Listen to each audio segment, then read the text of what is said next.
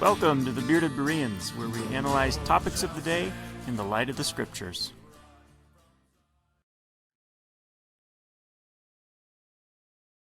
Welcome to episode 5 of season 1 of the Bearded Bereans. I'm Jason. Cole is with me here, and we are working our way through C.S. Lewis's The Abolition of Man, and we're going to jump into chapter 3, the last chapter today, which ought to be a lot of fun.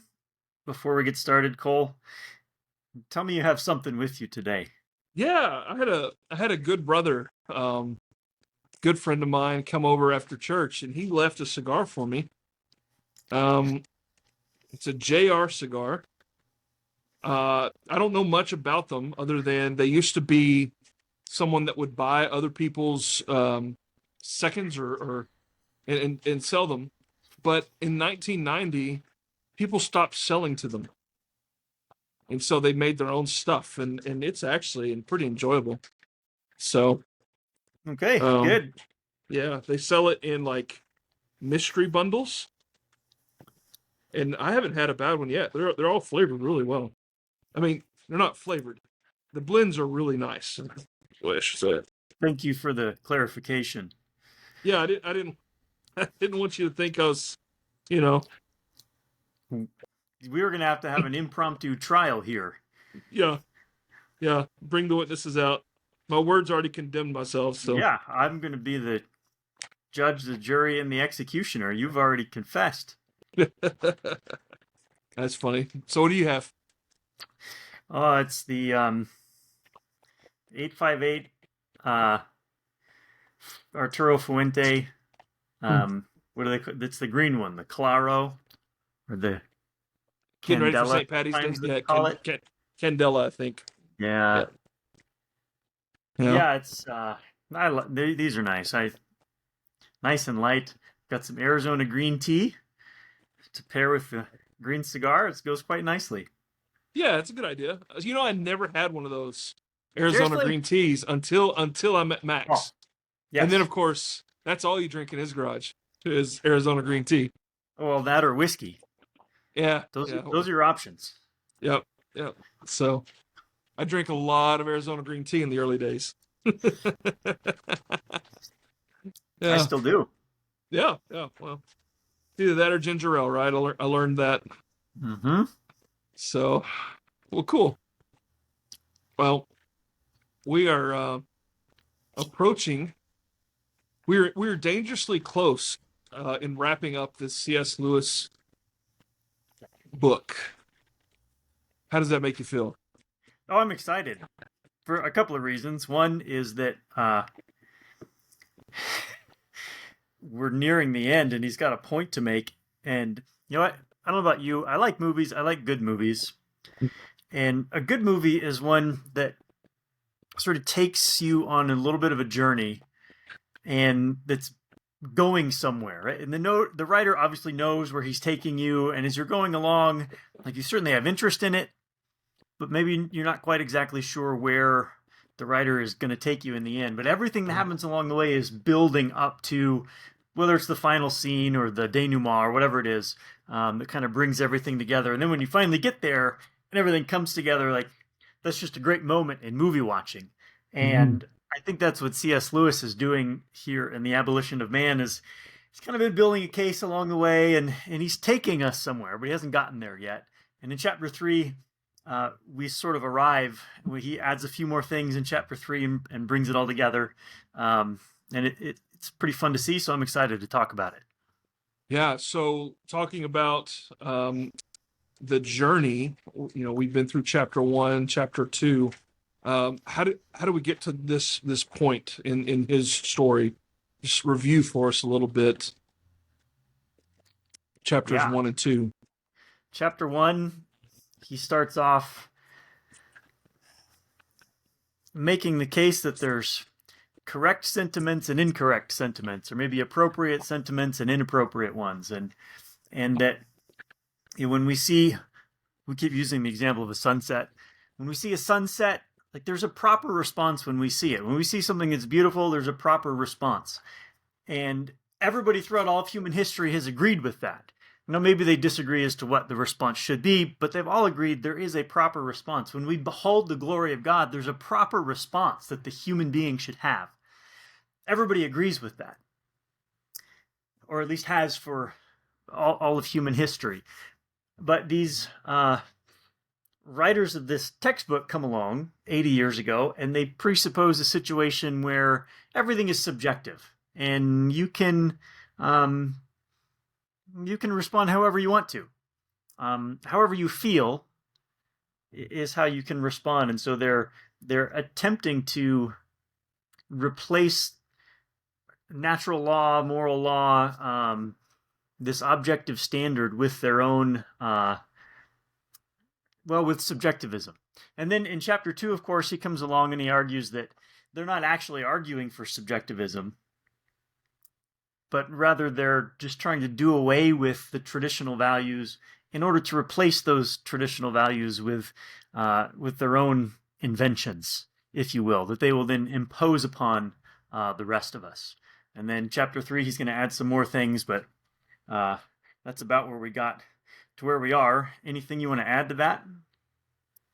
Well, I think one of the things that people need to understand is it's not only the beautiful things, we'll call them positive things, that merit certain responses. But there are also things that are repugnant, that are repulsive. There are things that warrant disgust and abhorrence. And so, yes, there is clearly, he makes it from the positive side of the waterfall. He springs off that board. But don't forget that we have been conditioned over the last 20 years through media, through school, through all these things, to not find things repugnant that are repugnant objectively.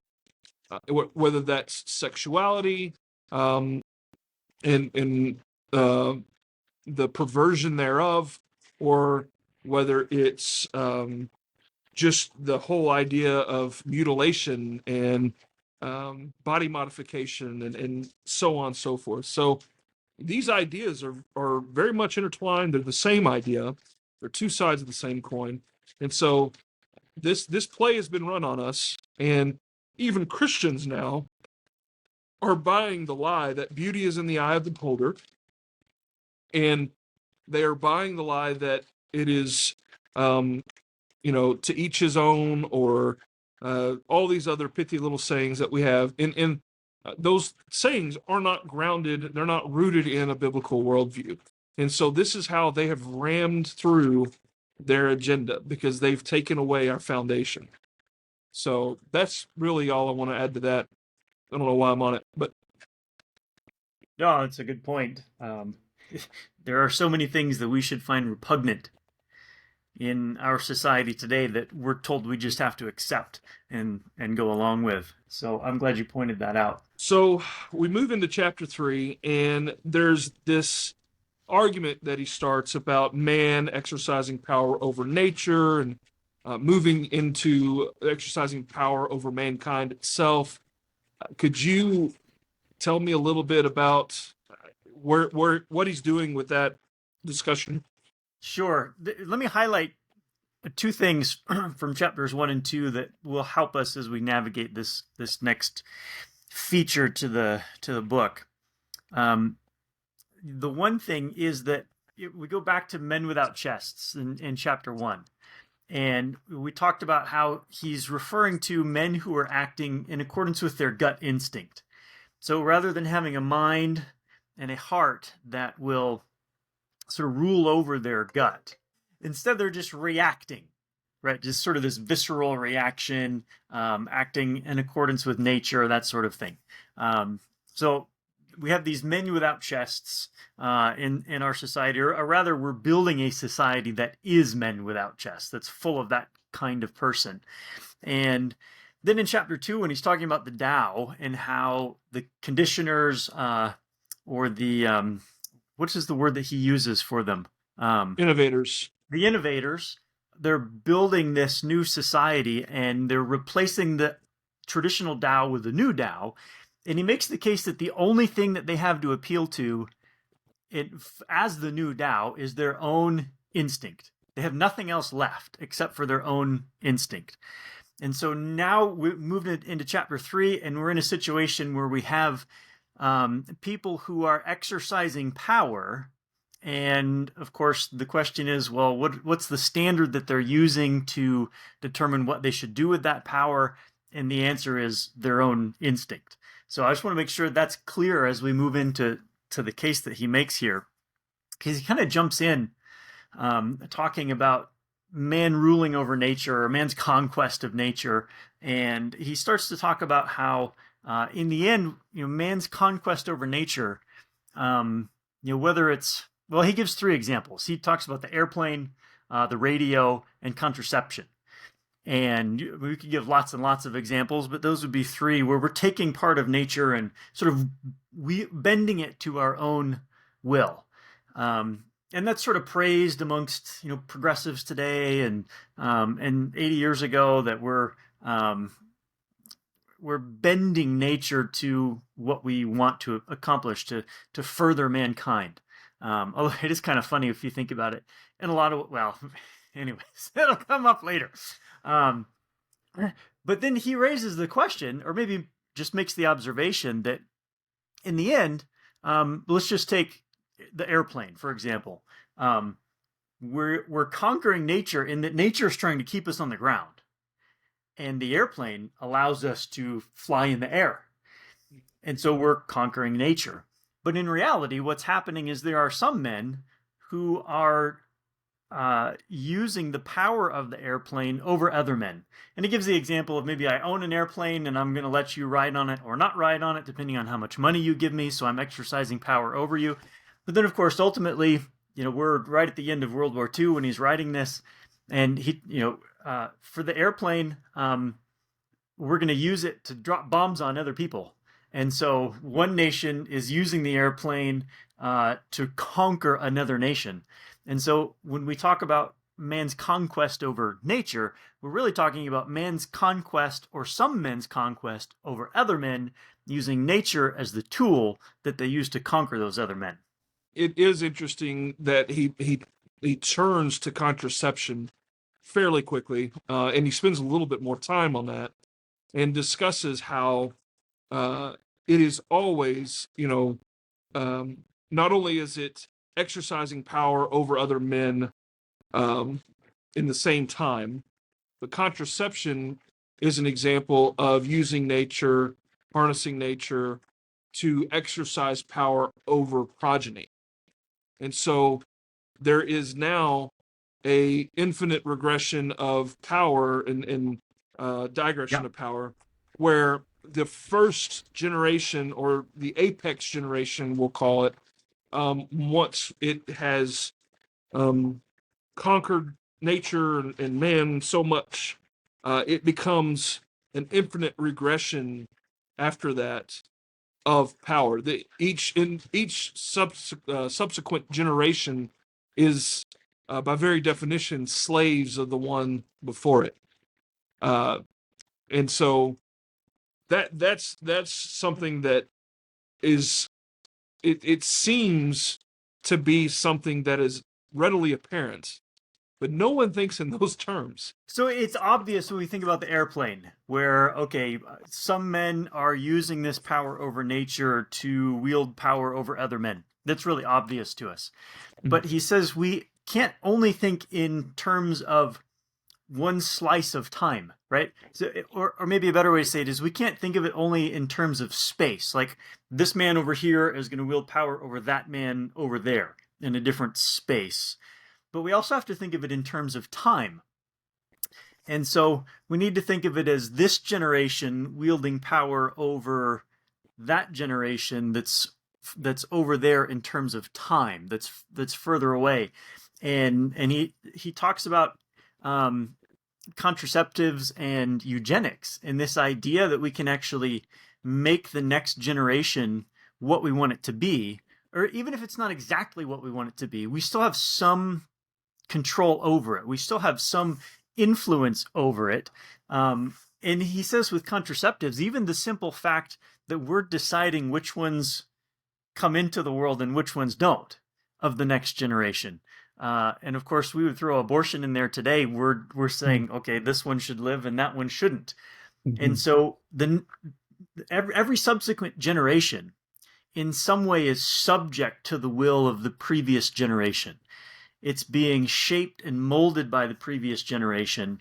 And so Lewis then hypothesizes or proposes that there would be one generation that has most effectively thrown off the traditional Tao, Mm-hmm. and at the same time, most effectively controls the next generation by conforming it to its own concept of the Tao, and then that gets passed on from generation to generation, so that every subsequent generation is not freed, like the progressives today would argue that, oh, we're freeing ourselves from tradition and from bondage and these things, but actually each successive generation is more and more in bondage, because if our generation is the apex generation, we've thrown off the Tao, we've introduced a new one, we subject the next generation to it. That next generation is subject to us. But then the next generation is subject to the generation above them and to us. And then the next one is subject to the one above it and the one above that and to us. And we could go on forever until essentially we end up with a generation that is the furthest thing possible from free. Right. So it's the opposite of progression, right? Right. And in C.S. Lewis, he says, the last men will be of all men most subject to the dead hand of the great planners and conditioners, and will themselves exercise least power upon the future. Yep. That's whenever we think about what it is to be free, Yep. it is to exercise power over that which concerns you. It's to, in Christians we call it dominion. We are taking dominion. We're progressives, the planners, the innovators, are slowly enslaving generations, and they're using Christians, they're using everybody to do that. It becomes apparent that that's the plan. Whenever you're sitting on this side of it, right? Yeah. And there's people still today that don't want to acknowledge that that is what's going on. Yeah. So, and here's one of the scary things, and Lewis talks about this as well, that every generation always seeks to express its own freedom and control those around it as much as it can. This is nothing new. It's part of human nature. But he makes the case that every generation prior to 1940, roughly, was subject to the Tao. And so when we would bring in the next generation, we're, like we talked about last time, we're introducing them to the Tao. We are, what's the word that you used? initiating. Yeah, initiating. We're initiating them into this thing that we are all already a part of.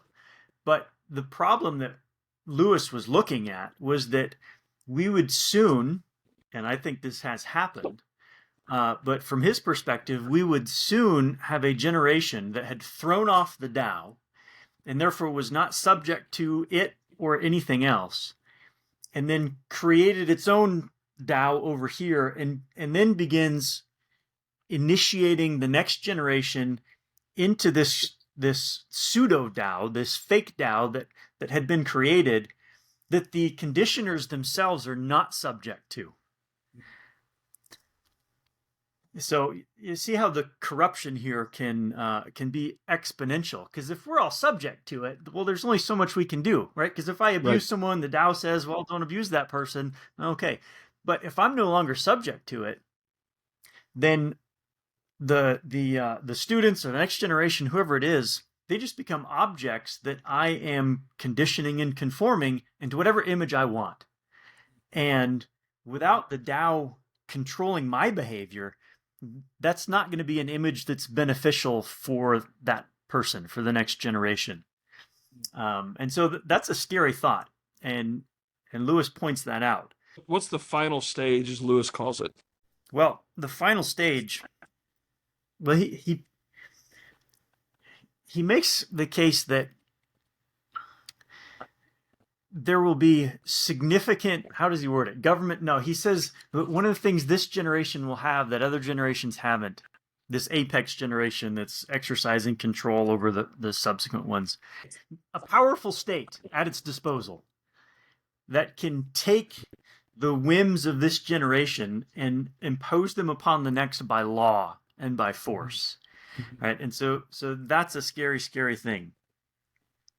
And so at some point we move into what he refers to as the final stage. And he says that the final stage has come when men, by eugenics or by prenatal conditioning or by education and propaganda, has obtained full control over himself. So mankind has basically uh, con- uh, conformed himself into the image that he wants to be conformed into. And the problem with that, of course, goes back to what is the standard that's being used to determine what image we should be conforming to. And he's made the case all along that it's not the Tao anymore that people are using. The only thing they have left is instinct, and there will be a small group of men who gain the power to wield over other men using nature. And the standard they use to decide what to do with that power is their own instinct. And so he actually says that there will be hundreds of people who exercise their will over billions of people. And the standard used is just their own instinct, which is the same thing that an animal uses when it decides where to eat and where to poop. Yeah, so I'm curious what you think about this. I mean, kind of tying in Men Without Chest, but um, these things wouldn't be possible if there wasn't opposition, right? So one of the things that removing and carving out the chest has done has created circumstances and situations, and I don't think we're totally there yet, where they will be unopposed in this agenda, right? Um, and so just thinking through, I think he actually says the instinct piece um, is more for the subjects and these rulers, while they are ruling by instinct, I think are also ruling by the new Tao that they impose, and obviously they're above that Tao, right? Um, so I'm having trouble with, and maybe you can help me with this. How do those that are ruling others that are basically operating by instinct, and we see that everywhere. We see people, you know, having sex with everything that walks, and I'm just kind of bringing this to today. We have people pooping in litter boxes in the hallways, like on the streets without litter boxes. We have all these things. How is it that they are ruling only by instinct, or do they not have something that they're able to use to enforce these new norms on people because nobody is fighting? I know that was kind of a difficult, all over the place question, but having trouble understanding what you just said. Okay, well, that might not be your fault. Sometimes my students look at me with this look on their face of, you should have stopped talking half an hour ago because we were lost before then. Yeah. Yeah. No, I think that the conditioners or the innovators, I think they are acting based upon instinct. Okay. And I think they are defining the Tao based upon instinct. Okay. But when I say they're defining the Tao the new Tao based upon instinct, I'm not saying they're taking their instincts and saying this is the new Tao. I'm saying as they analyze what are the things that we put into the Tao, the standard that they use is just whatever they happen to be desiring, which often is power and control over other people. Okay. So when I say they're operating on instinct, um, they're operating, to use uh, Christian terminology, they're operating based upon the desires of the natural man. Right. Okay. And they're creating this new Tao that they're going to impose upon everybody else based upon their own natural desires. That Okay. they themselves are not subject to. Right. Yes. So the new Tao that they're writing, they do not subject themselves to it. And the standard they're using to determine what goes into that Tao is just whatever they want. Mm-hmm. Right? There's just their unrestrained desires. Right. Right. So in that sense, the next generation is subject to just the basic animal instincts of the previous generation. So what you have is ultimately the apex generation, the few men of that generation are controlling the rest of their generation and all subsequent generations by instinct, and their we'll call it lust for power and all the other things that they want to do, i.e., pedophile rings and so on and so forth. Hate to put too fine a point on it, but I think it's interesting, and my mother-in-law actually made this when we were discussing these things. This point that I think is really good is, don't they realize that in effect there will be nothing left to rule at that point? They're so attacking, the Tao and societal norms and such that they'll be ruling over rubble. Yeah, they're nihilists. Okay, it's The Nietzsche. The, Ubermensch. yeah, Lewis doesn't mention Nietzsche at all, but he's describing Nietzsche's philosophy, the Ubermensch, the Superman. Mm-hmm. And Nietzsche was a nihilist. I mean, tear everything down, whatever, it doesn't matter. And Nietzsche ended up defining good as the power to will. So if you can do it, it is good. So the Mm-hmm. person who has the power to do the thing that he wants to do, um, he should do that. And so he surmised, Nietzsche did, that there would be men who had more power to will than other men, and they would impose their will upon other men, and whatever will that was, whatever they imposed upon them, that's good because they had the power to do it. And so the Ubermensch, the Superman, there was, he's not like describing, one person who's going to exercise his will over everything, but rather it was this ideal that we should all strive to, that we should all strive to exercise whatever our will happens to be over ourselves and over as many people as possible, everywhere we can. Um, and if the result of that is that we're ruling over ruins, well, so what? It doesn't matter because we're nihilists anyways. It's not like we're trying to build something. We're just trying to exercise our will. That's In the fact, goal. they they That's can't the end. build. Right. Yeah. They can't build by their own philosophy, and so that's something that is interesting to point out, is that these things are antithetical to the Christian worldview, where the Christian worldview says build, practice, exercise dominion, Yeah. grow, be fruitful, multiply. The anti-Christian, the nihilist, the innovators, they are about world domination. They're about depopulating. They're about tearing down and destroying, and that's it.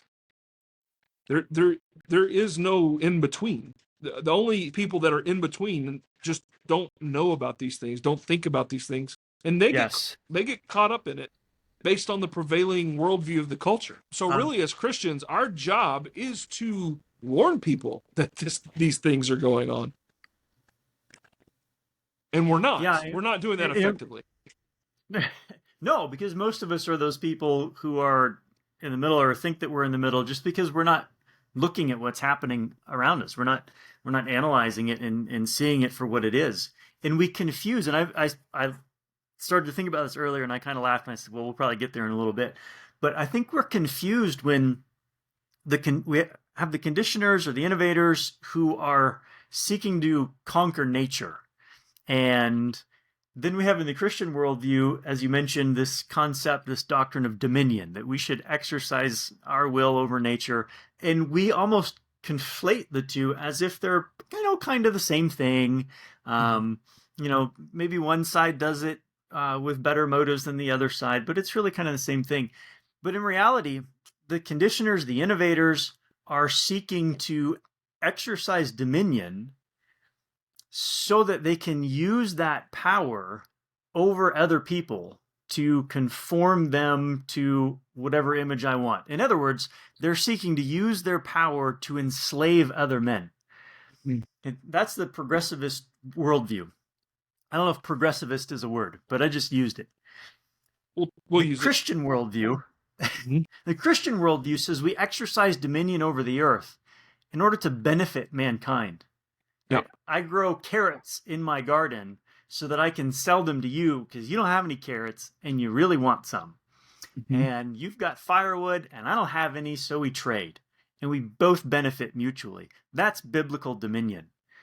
And what Lewis is talking about here, what he's observing, is anti-biblical dominion. It's the opposite. It tears down society, it destroys mankind and leaves everything in ruins, which is fine with them because they're nihilists. So Lewis says that it's not that they're bad men, it's that they're Mm-hmm. not men at all. They're not even a man. Yeah. And when we talk about the new Tao, I like to think about this in terms of the Christian view of the image of God and the the progressivists, if that's the word that we're going to use, the innovators view where they're conforming the people to their new idolatrous image. And so that's another way to think about it. Another way to conceptualize it is we're talking about a battle of ultimates and who is going to be the ultimate. And Yep. so it's either the God that created the world and instituted natural law and all those things that follow from that, or it's going to be the innovators, the destroyers, the nihilists, those that would have themselves the ultimate. And we see that in the news daily. That thing going on. And it's interesting because they co-opt the Tao in order to make those things happen in some places while completely undermining the Tao in others. So Lewis, interestingly enough, saw this coming and completely makes that point without even really diving into it, is that these people, these men, aren't bad men. They're not men at all, Yep. right? Yeah. He says it's not that they're bad men. They're not men at all. He says stepping outside the Tao, they've stepped into the void. So they've stepped into this arena where the thing that defines what a human is no longer exists. So we're not even talking about categories of good and bad here, or appropriate and inappropriate anymore. In fact, we've thrown off all categories. They've stepped into the void. And then he goes on and he says, nor are their subjects men, they are mere artifacts. Hmm. And then he goes on and he makes, and this is the point of the whole essay, man's final conquest has proved to be the abolition of man, in that man has stepped out of the void and become indeed nothing at all, and has subjected himself merely to the instincts of some previous generation that is acting viscerally in accordance with its own natural desires. And all of the things that make us human have been removed. All of the things that define us, our essence as human beings, have been taken away. And man has been, for all intents and purposes, abolished. I think it's important to reflect here that Lewis keeps using the words if and when, like if not checked. He seems to allow for a correction of sorts. And so the question, I think, then becomes to anybody that reads this essay, to anybody that reads these lectures is, where are we at in Lewis's timeline? What are we past the apex generation? Is this the apex generation? Has the apex generation not made itself known yet? So it'd be interesting to dive into that. What do you think about that thought? Well, I think about it all the time, actually. Yeah, I started teaching a philosophy course, I don't know, 5, 6, 7 years, 8 years ago, maybe. Um, and we read The Abolition of Man. This is a high school philosophy course. We read The Abolition of Man as part of that course. And so I've been thinking about it for 8 years. Where are we in this timeline? And, and I think it's hard maybe, when somebody is projecting into the future, well, I think this is going to happen and this and this. And it's hard then to take that timeline and like plop ourselves down on it somewhere, because things always end up working slightly differently than Sure. we expected. But here's a helpful way to think about it. And I've just made this observation being a teacher and seeing the changes in kids over the last 10 years.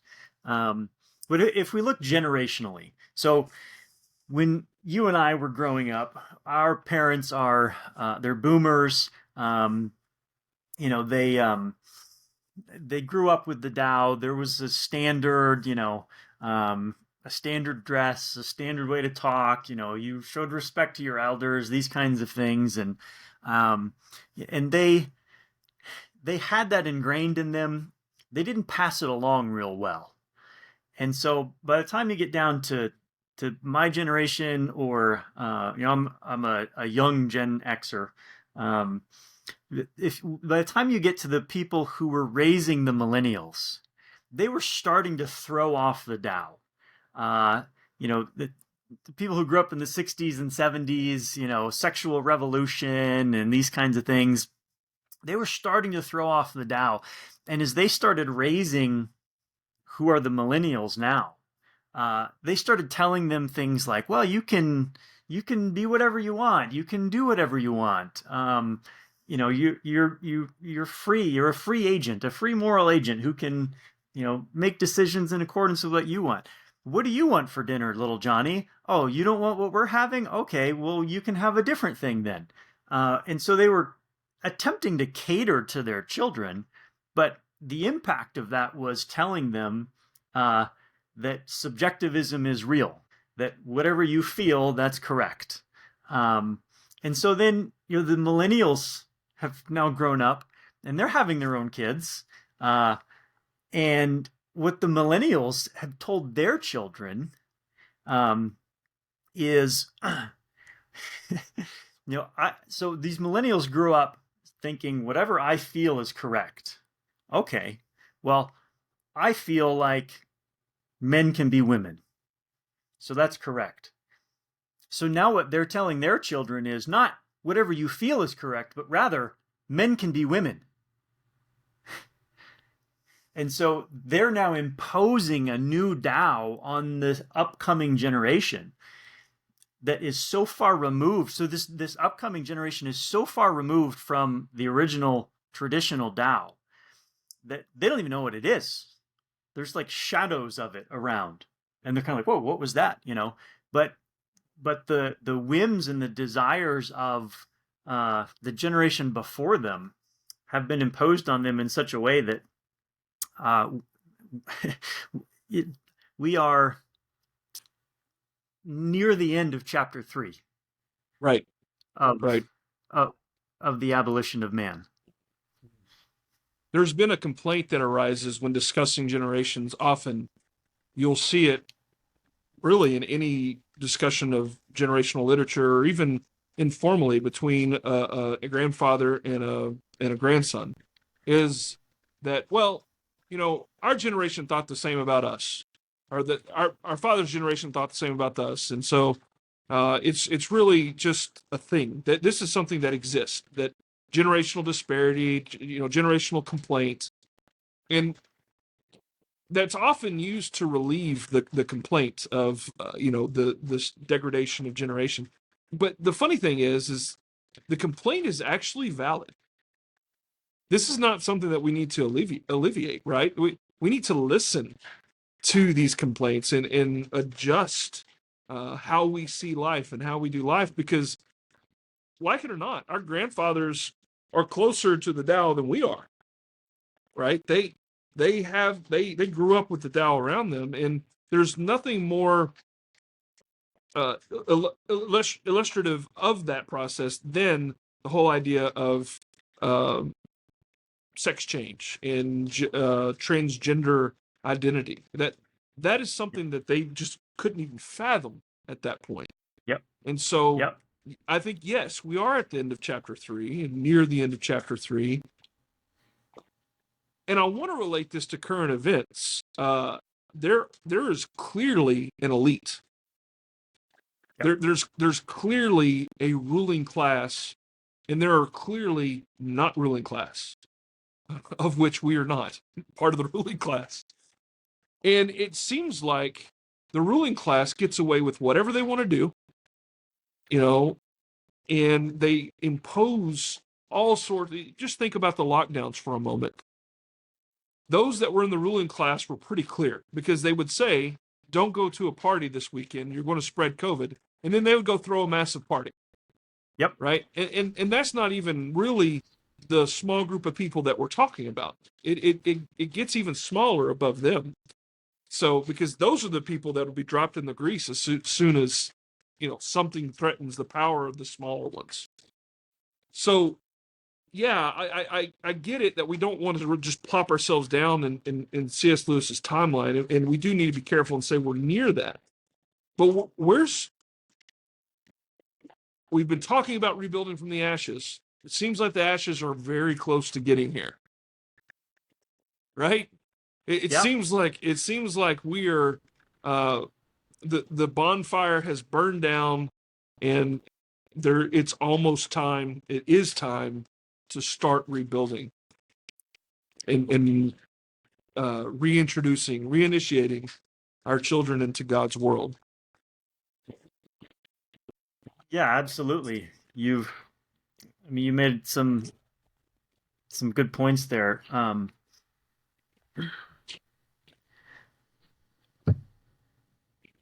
We live in the ruins now.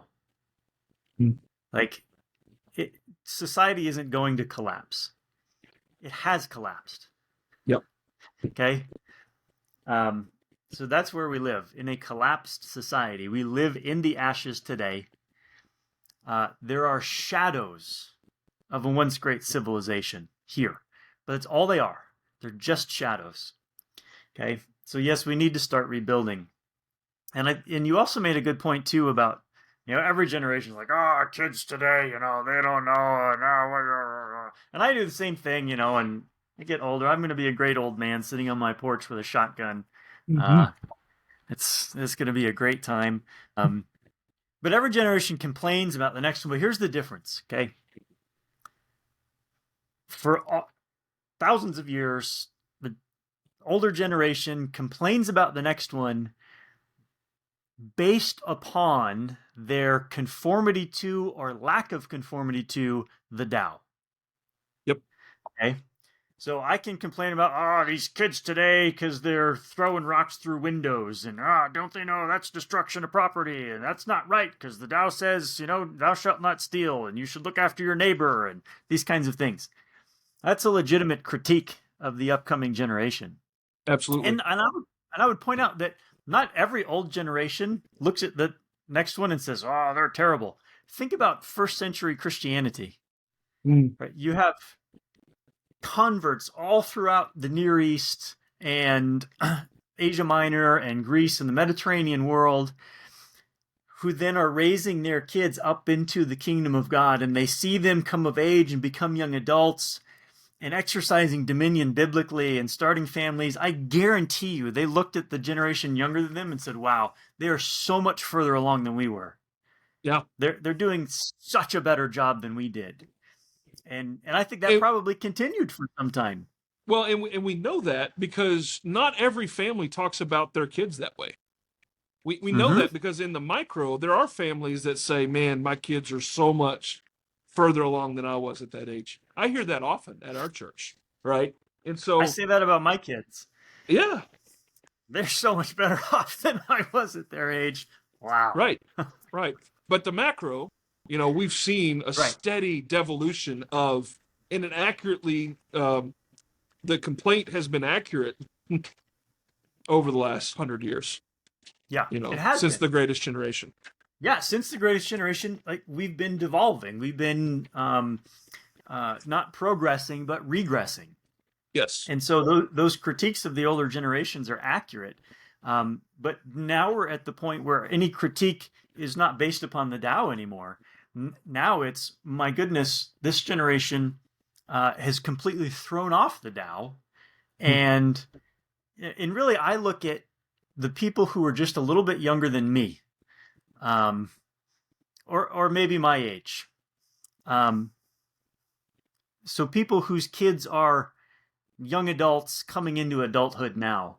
Um, those people seem to me, that generation seems to me to be the apex generation that has effectively thrown off the Tao, has created a new one, and then imposed it upon their children.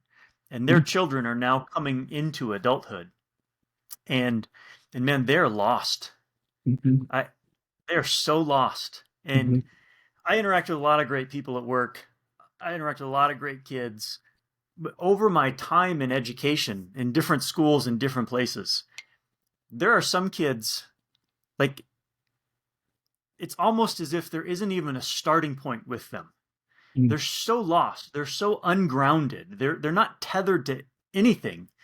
That I mean, they're not lost because we serve a redeeming God who Right. redeems all sorts of things, not just people, but He redeems civilizations. And I mean, we serve a great, wonderful God. And so I hesitate to say that they're lost because nothing is ever lost.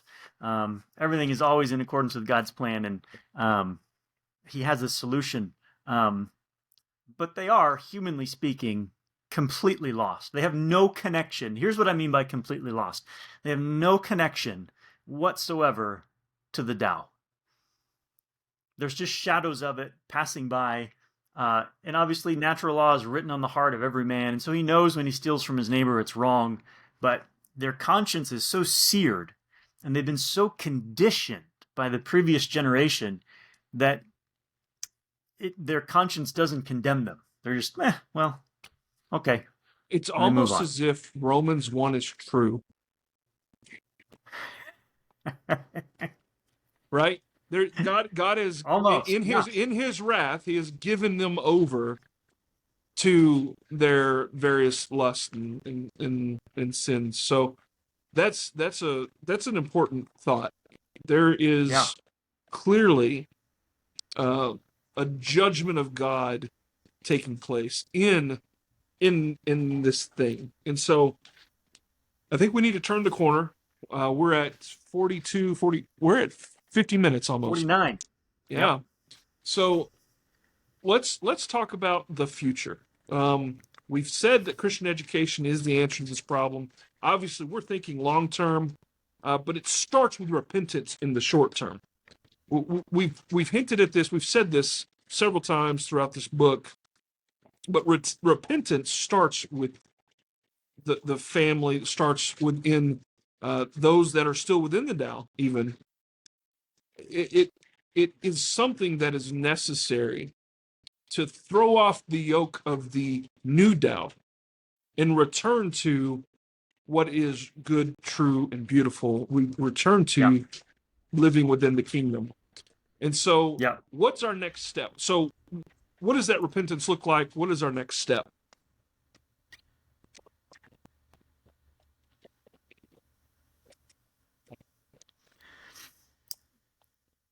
Well, I'll give you an example.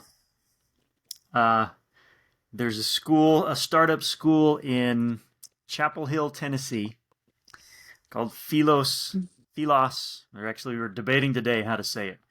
Philos Classical Christian School. My dad's been the main impetus for getting this school up and running, scheduled to open next year. And here, I'll just give you what is going on in his mind. And I think this is maybe where a lot of us should be. Is, he's into his 70s. He's looked back at the last 70 years and said to himself, my goodness, what have we done? I mean, he put us through, me and my brother and and then two younger siblings, brother and a sister, 10, 12 years later, all through public school. Didn't even think about it. That's just what you do. Yeah. But now he's seeing in society the result of that. And by God's grace, me and my siblings have turned out okay, which is, well, at least 3 of them did. I don't know if I did or not, but 3 of them did. And he's asking himself, what have I done? And what can I do with the time that I have left? And, we don't have a whole lot of power. We don't have a whole lot of power over other people. But he's decided to do what he can. And so he is set about with a handful of other people to open a classical Christian school in rural southern Middle Tennessee, to give families an option to send their kids somewhere where they can start rebuilding society rather than just sending them to the government schools. And, as I was talking to him the other day, and I told him, I said, if we open next year with 20 kids, like, that's a success. That's huge, because we're looking at long term down the road. We're planning for 20, 30 years down the road, but it starts here today. What can we do now? And I told him, I said, this is a group of like 5 people right now putting this school together. Just think if that happened in every community. Right. Like, that would be it, right? I mean, that's what we would need, is that kind of thing happening in every community. So it's this recognition of what has happened in the past, where we are now, and taking any step we can to remedy it. Yeah, that's very true. You got raccoons in there? What is that? Wind blowing branches onto the top of my thing. So it looks like I'm gonna have to go. Yeah, I think we've got some dangerous conditions at this point. So unfortunately, we have to wrap up this episode. We will review, obviously, on our next episode. And yep. I will see you guys next week. All right, sounds good. The kings who fight against my Lord shall taste his wrath and meet his sword upon